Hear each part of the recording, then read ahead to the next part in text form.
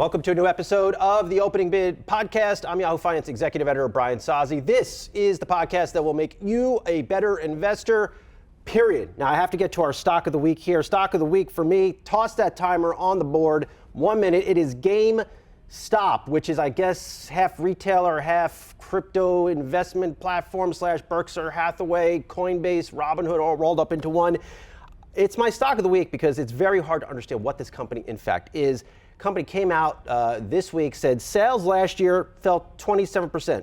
Operating profits down 95%. This is a company operating over 3,200 stores around the world. U.S. its biggest market, sales down 25% last year.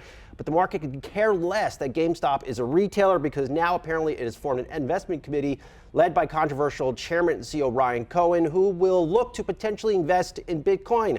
So my question to you out there, to the Opening Bid followers, is what is GameStop? Is it a retailer? Is it a cryptocurrency play? Is it a Warren Buffett and Berkshire Hathaway play? It is unclear. To me, all it is a high-risk investment because nobody knows what it does. That's it for the stock of the week. All right, let's get to our featured interview of this episode. We're going to stay on all things retail and bring in someone who leads one of my favorite retailers. You know, I like stuffed animals. It's Sharon Price-John, Build-A-Bear CEO. Good to see you. It has been, last time I saw you was 2015. That's right. I was at the street.com Cub reporter. That's right. You were kind of just getting started at Build-A-Bear. Yeah. And now, where's the state of this company? Oh, wow. Boy, we've changed a lot. We're moving right into the next decade here, Sharon. Yeah, changed a lot Yeah. since 2015. Yeah. But a lot has changed. I mean, everyone talks about this last decade in retail and everything that went on, whether it's the retail apocalypse or Brexit if you were global, or COVID, which if you were a retailer, it was considered non-essential, which, by the way, I take offense. Stuffed animals are essential. I think so. In fact, toys are essential to kids in development. That's for real. But we did have to shut down our entire fleet in a 48-hour period. So, and our stock price went to $1. So that is just as 2020, only 5 years ago now. What was that like to see the stock price go to $1? Frightening, Yeah. because you're being priced as if you're going out of business. And we were not, because our fundamentals were there, and we had done so much work preparing for a diversified omni-channel future where we were expanding our addressable market and expanding and preparing to expand into new countries with new types of categories, new types of products. And that was all halted. But in the most interesting way, when you look at challenges sometimes as opportunities, we thought, what can we do with this moment if our entire retail functionality is shut down, basically 90+% of our rev stream? Mm-hmm. And we focused entirely on e-com and all of those omni-channel things that most companies just never get to. Mm-hmm. And we put in what one of my IT guys said, we pulled forward probably 3 years of actual, and not just the investment, but the implementation of things. And that's really what has helped us jumpstart the company. And now you've seen the changes. So before any of these interviews with public company CEOs, I do a lot of research, as you can imagine. I look for stock research, and I'm looking for it on Build-A-Bear. I'm like, why aren't more analysts covering this company? I mean, your stock's up 2,000+% in the past 5 years. You're doing something right. Like, what is Wall Street not getting with your story? I think that it is because we are unique is probably one of the reasons why we're successful. Yeah.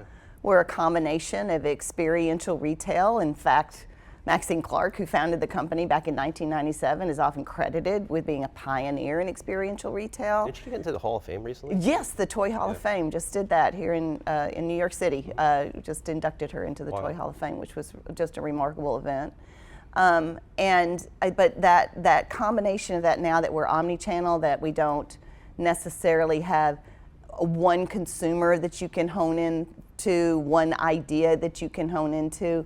We don't fit into a pre-created model.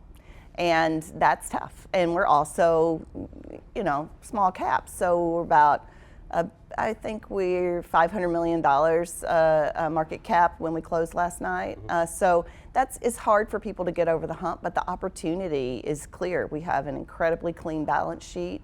We're on our 4th consecutive year of record results. With our guidance we provided just a few weeks ago in our year-end close information. We expect another year of record results, and we're now opening stores pretty rapidly on an international basis. We've opened about 100 stores over the last couple of years, and that's with these amazing models. One is our traditional model that everyone would know about, where we're investing in the capital. You go to the store, you build your bear. And yeah, well, not just that model. I mean, financial models. Gotcha. That model stays the same. That experience is the same.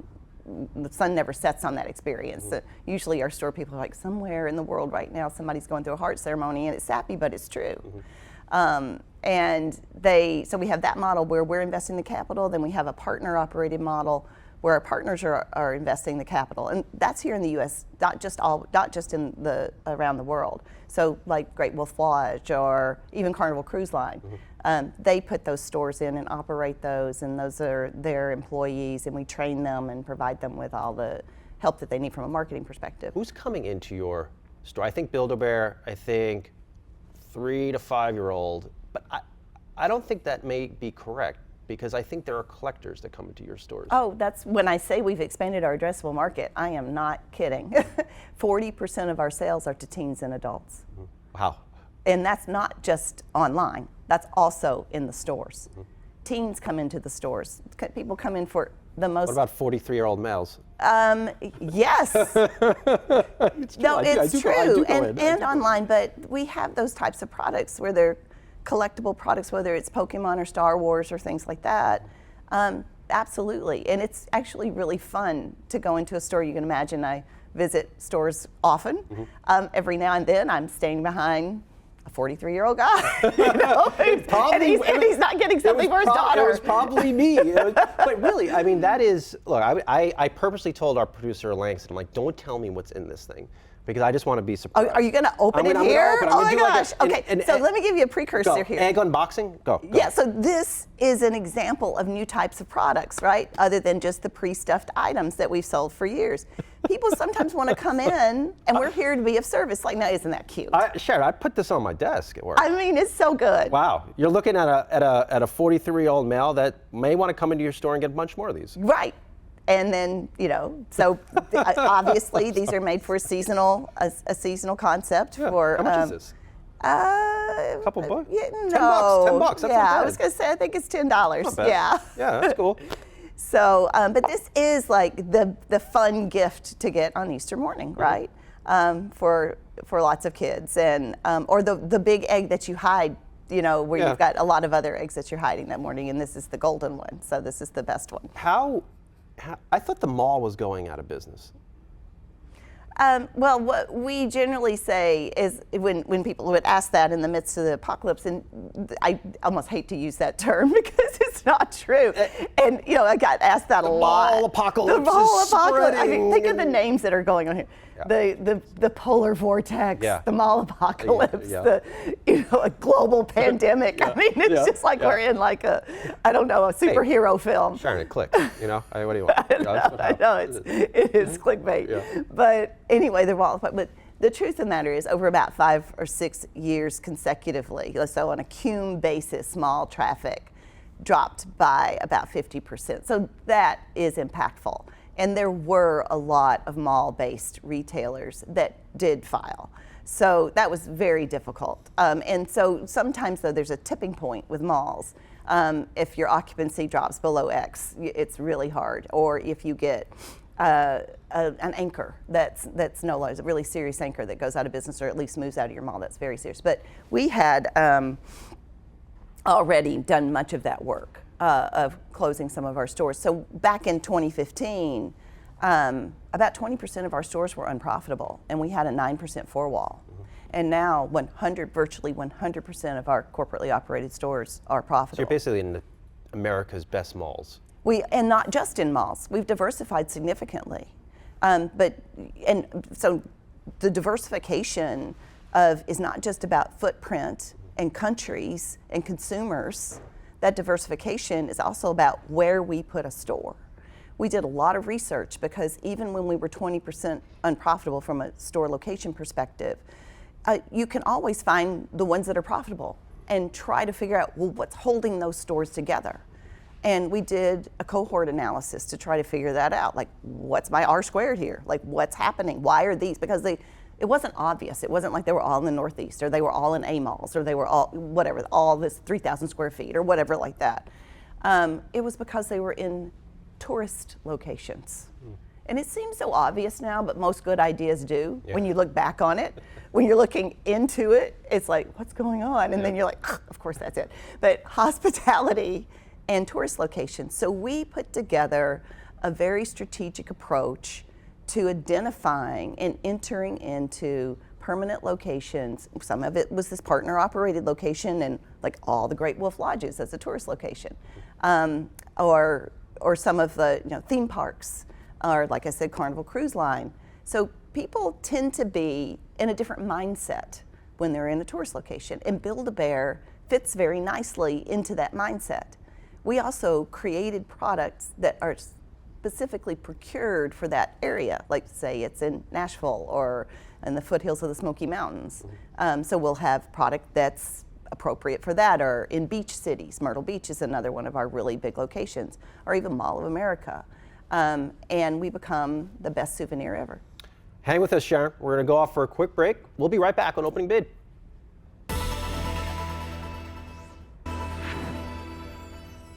All right, welcome back to Opening Bid, talking all things, is it correct to call it a stuffed animal? Is that what people still call it? I want you to be happy. Okay, fair enough. All right, okay. We call them furry friends. All right, we're okay. talking furry friends here with Build-A-Bear's longtime CEO, Sharon Price-John.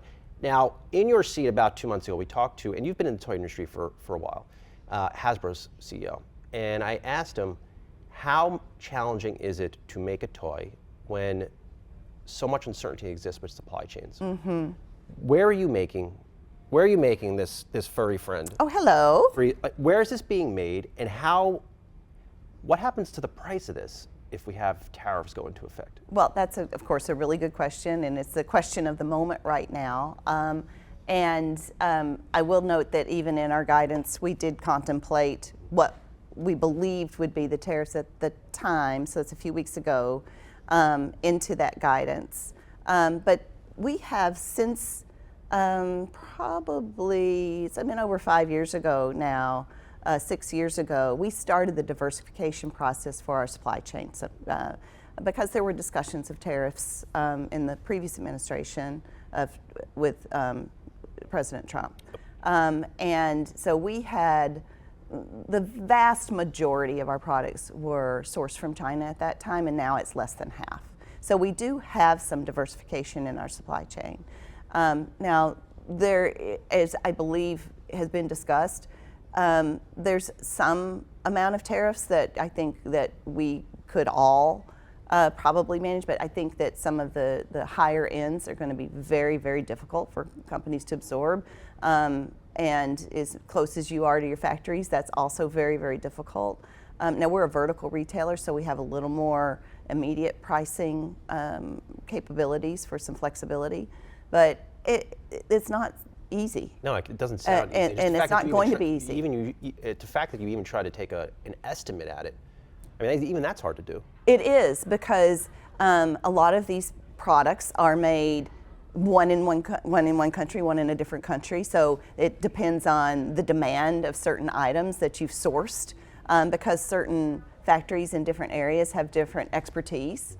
And this is a small, these are not high-priced products in the whole scheme of things when you think about everything. So then you're going to end up with tighter margins. That's just the way that is. And there's also, in the toy industry, and I also sit, I'm the chair of the Toy Association, I mean, we have a tremendous belief, and it's founded in a magnitude of research, that toys and play are absolutely critical for kids' development, whether it's social, emotional, even educational. Some might not be able to get a toy. Well, this is the blunt reality. That's it makes it more difficult. And that's one of the reasons why we try to have approachable price points. We really do want, to the best of our ability, for a wide variety of consumers to be able to have a Build-A-Bear. Mm-hmm. And it's important, because stuffed animals and the emotional development that goes along with stuffed animals and caring for a stuffed animal and having something to cuddle at night when you're afraid is absolutely proven to be important. We see ourselves, back to that earlier discussion, as an essential product. So you can't eat these tariffs, to be clear. I mean, we're basically looking at a more expensive holiday season this year, potentially. It depends on what happens on April 2nd. Yeah. It depends, because we, like everyone who may have had their call recently or post some of the announcements, I'm sure, just as we did, had to go back and rethink guidance. Because usually in these circumstances, there's a little more of a horizon, a planning horizon, and there's also more certainty. So there's no planning horizon and not a lot of certainty. So it's very, very difficult, and you have to be explicit with the street that you're making assumptions on what you know now, because you're not really sure what's going to happen. But we, in the toy industry, and I'm speaking as the head of the chair of the association board right now, again, we believe that toys are essential, and we've worked with associations from all over the globe to toward a no tariff approach across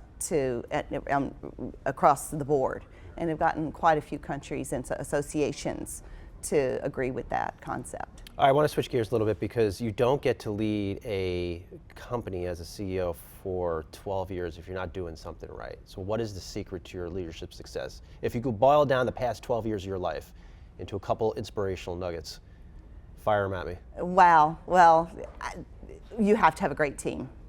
And we have a fabulous team, best-in-class team. All of us are from multi-billion-dollar companies. They're attracted to this organization for a lot of reasons, some of which is because we have a mission that's bigger than stuffed animals. We're really in the business of adding a little more heart to life, and they love what they do. They love making kids smile. They love making you smile. Yeah, look, I'm really all smiley. I'm putting this right on my desk. I got that hair. I got that furry friend. I mean, it's not the worst thing to do every morning. It's a nice way to start the day. It is a nice way to start the day, and sometimes there's difficulties. There's business, of course, that you're dealing with, that everybody deals with, but it's a good place to work. So that's I'm really pleased with that. And we had a legacy of amazing culture. So I'm happy that we were able to evolve that culture to some degree, but also keep it. Secondly, you've got to be flexible. This is an ever-changing environment right now. So I've kind of called this mastering the skill of mastering new skills. Like, nobody had a playbook on, oh, look, here's my COVID notebook that I learned in business school. Because we've never done that before. Because we've never done that before. So, and what's so interesting about that is when you're in this constant change and evolution and you're not quite sure what's going to be around the corner, so you're scenario planning and working with this fabulous team, you then have to have trust. And trust really does come from the top, and it's developed over time and created over time. So that trust is back to COVID, not that I want this to be a COVID interview. If we hadn't had that trust, we couldn't have moved as quickly. Trust creates speed.